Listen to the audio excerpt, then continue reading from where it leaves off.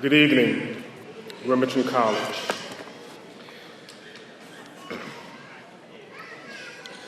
I want to take this time to thank Stephen Vatner for this opportunity to speak with you this evening at your fall graduating class. And it is indeed an honor to be here in the historic Sanger Theater. And I must say it is impressive. You know, I've been to the Sanger many times, but this is one of the first times I've actually been on stage. And the view is wonderful, especially with you in the audience. This is an opportunity for me to encourage you as you go on and continue your educational and your career goals. And I am grateful for this opportunity. But I'm glad that we're having this meeting tonight and not 2 months ago. Because 2 months ago, I had a toothache. And I'm not talking about a regular toothache. Have you ever had a toothache that was so bad it felt like someone took an ice pick and hammered it through your tooth, up through your jaw, and into your brain? And every 2 or 3 minutes, they would just twist it. That's what I had, a toothache. And needless to say, it hurt. You know, pain like that will actually get you running to the dentist. Now, by a show of hands, how many people like going to the dentist? Anybody? I got one hand over here. Most people don't like going to the dentist. The question is why? Because it hurts. It hurts. But when you go to the dentist, what happens is you experience a little pain now to avoid a lot of pain later. Had I taken the time to be industrious and studious with my dental appointments, I would have avoided that toothache. You know, when you have a toothache, it causes you to make adjustments. Even in your eating habits, you find yourself chewing on one side of your mouth as opposed to the side where the tooth is hurting. You do all of that because it hurts. Even the type of food that you choose to eat is dictated by your toothache. Why? Because it hurts. Our 6-year-old son, he has 2 dentists. The first one is the general dentist, where he goes for his cleaning and his checkups. The other one is a pediatric dentist. Now, he affectionately calls the first dentist his dentist. But the pediatric dentist is the one where he goes to get crowns and fillings. That dentist he calls his hurt dentist. I tell him, I say, look, if you don't take care of your teeth, we're going to have to go to your hurt dentist. And then he runs to the bathroom, brushes and flosses because he doesn't want to go back to his hurt dentist. Now, I know you're wondering, why am I talking about toothaches and going to the dentist? Well, I'm glad you asked. You know, I think about the investment that this graduating class has made. I think about how you've endured a little pain for a little while to avoid a lot of pain later. When people fail to make educational investments in themselves and their future, it hurts. When people fail to apply for jobs because they don't have their degree, it hurts. When you get looked over for a promotion because you don't have the proper documentation or education, it hurts. When you look back over your life at the opportunities that you had to get a better education and you didn't, that hurts as well. You know, there are 3 groups of people that I want to commend tonight. The first group that I want to commend is the faculty of Remington College. Like any good dentist office, there has to be a well-trained staff to provide everything to address the needs of its clients.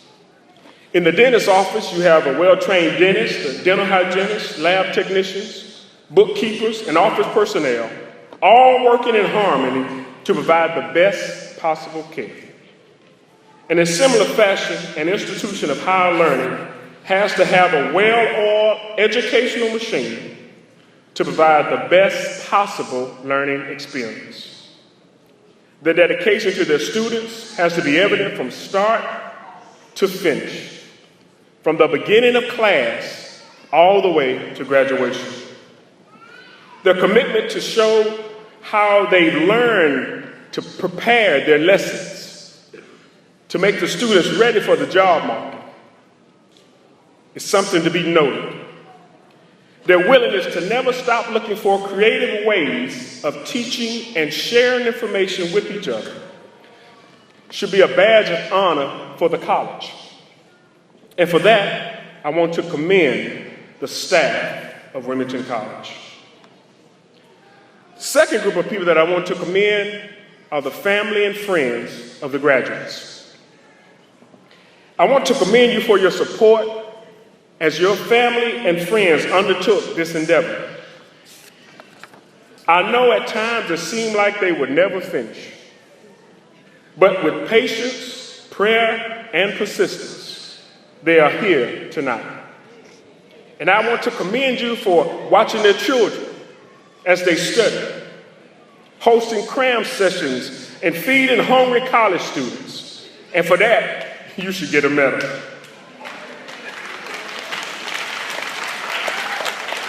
You know, when I was in college in the early 90s, the only thing that I could compare being a college student to was being homeless. Because I found myself sleeping on the floor and having a full course meal was a thing of the past. So for those of you who helped the students get to this point tonight, I commend you for the time, energy, and effort that you gave to them. The third group of people that I want to commend are the faithful graduates themselves.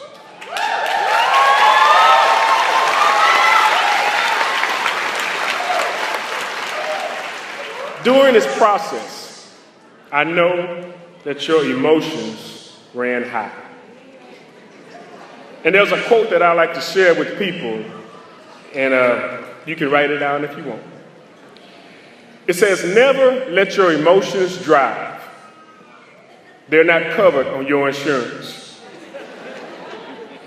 Through all of the ups and downs of getting your education, I know that it has been an emotional roller coaster ride.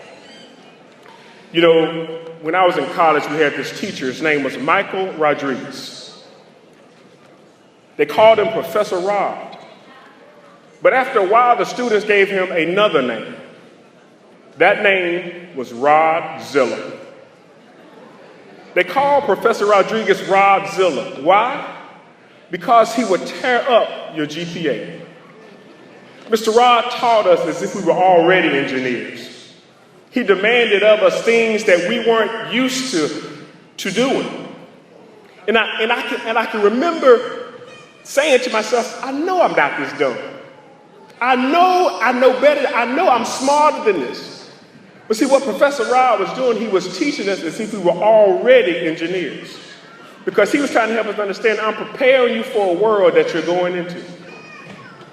That reminds me of a statement that I oftentimes share with my kids.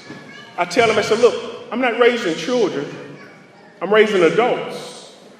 And of course, they look at me funny and say, what do you mean you're raising adults? We're not adults, we're kids. I say, okay, do you wait till you get to school to put your school clothes on? You say, no.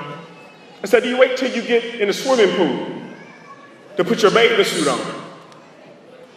They said, no.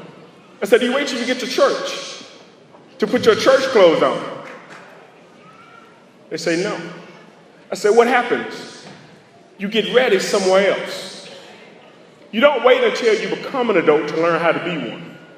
I tell them, I said, now is the time and this is the place for you to learn the skills that you're going to need when you become an adult.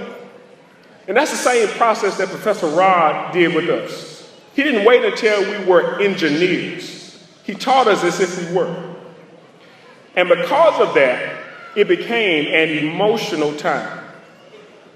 But I thank Mr. Rod for the dedication that he gave in helping us in that process. And I'm sure that many of you here tonight have teachers. that made a difference in your life, in your graduation. They held your feet to the fire. They didn't let you get away with doing half of what you could do. They wanted to make sure that you did your best. So I want to commend you, graduates, because what you've done is you've positioned yourself to avoid future hurt. I want to commend you for making that decision to continue your education. I want to commend you for putting in the long hours and for studying hard. I want to commend you for giving it all you got to make it to this point tonight. Because there were times, and I'm sure all of you could attest, that you wanted to quit. You wanted to give up, you wanted to throw in the towel. But I commend you for staying at it and for sticking to it and being here tonight. In closing, again, I want to commend the faculty for their dedication, their hard work that they put into this night for you. Also, the family and friends who have sacrificed along with you to make sure that you got to this point. And that reminds me, and I'm throwing this in as a little extra. If you push everybody away in an attempt to do something by yourself, who do you celebrate with? If you climb Mount Everest on your own and get to the top, who is there to rejoice with? The people who have made an investment in your life. This is not only for you, graduates, but it's for them as well. And so I commend them. And finally, I want to commend the graduates. Your faithfulness, your dedication, everything that you've done to get to this point. You need to be proud of who you are and what you have accomplished. Because of what you've done tonight, you have positioned yourself to take a bite out of life. Thank you, and God bless you.